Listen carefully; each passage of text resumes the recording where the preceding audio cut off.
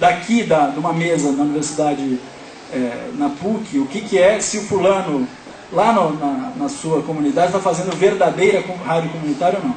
Né? Na prática, se uma rádio é feita pela comunidade, para a comunidade, talvez a gente possa partir desse princípio muito simples como definidores do que é uma rádio comunitária. Ela se opõe, obviamente, a uma apropriação privada do espaço público. Quer dizer, se eu estou aqui e falo, eu vou montar minha rádio comunitária e eu vou vender a publicidade, eu vou conseguir sobreviver com isso, e ninguém mais daqui da minha região tem espaço, bom, isso tudo bem, isso não é uma rádio comunitária.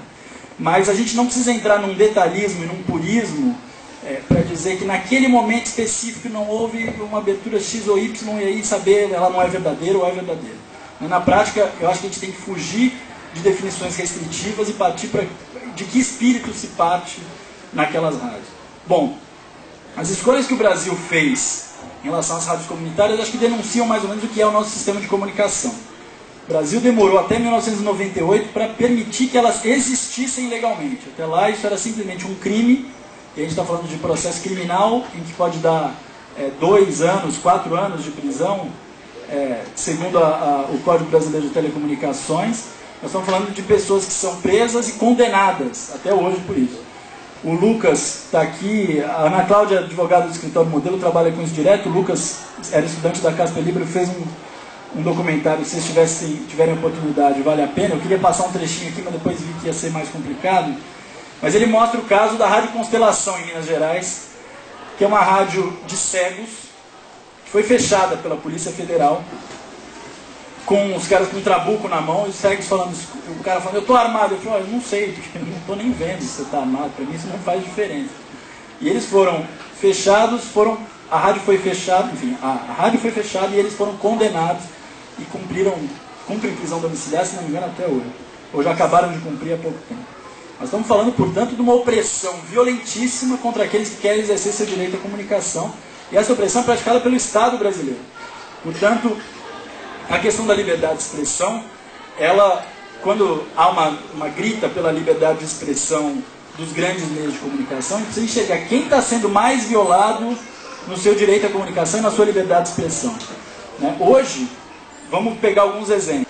Tem um dial de FM em que cabem, por exemplo, em São Paulo, onde o dial é totalmente ocupado, há 39 rádios comerciais. E há o espaço para uma rádio comunitária, se houver, é fora do dial a frequência que foi atribuída às rádios comunitárias. Ela é uma frequência no 87.5, muitas rádios digitais nem pegam. Portanto, para mim aí já é um exemplo evidente, é um país que escolhe que 39, 40 avos do seu espectro é para uso comercial, e que a xepa, a raspa do tacho ali, é para uso comunitário e para ter alguma finalidade pública. Essas rádios, pela legislação brasileira, você não pode ter mais de uma rádio comunitária na mesma região, na mesma localidade. Elas têm que ocupar apenas uma frequência. Elas também não podem estar a menos de 4 km de distância uma da outra. Elas têm que alcançar no máximo 1 km de raio. Você imagina o que é isso num espaço do sertão ou da Amazônia, por exemplo.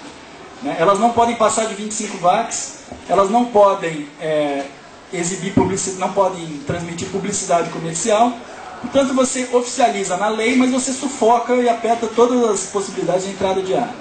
E faz com que, na prática, a rádio não possa existir. Além disso, você continua fechando o rádio num ritmo absurdo. E aí você vê assim, o Brasil daqui a pouco vai estar devendo rádio comunitária.